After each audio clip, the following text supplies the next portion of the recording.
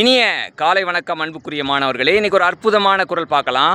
உடையார் முன் இல்லார் போல் ஏக்கற்றும் கற்றார் கடையரே கல்லாதவர். உடையார் முன் இல்லார் போல் ஏக்கற்றும் கற்றார் கடையரே கல்லாதவர்.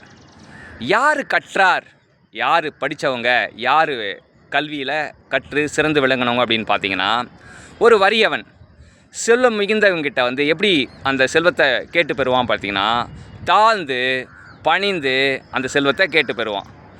அதை போல் படிக்காதவன், அறிவு இல்லாதவன், அறிவு நிறைந்தவங்கிட்ட ஒரு ஏக்கத்தோட, ஒரு அந்த பரிதாப, ஒரு தாழ்ந்து நிற்கிற குணத்தோட அந்த வேண்டியதை கேட்டு பெறணும். அப்படி படித்தவன் தான் கற்றவன் அப்படி சொல்கிறார்.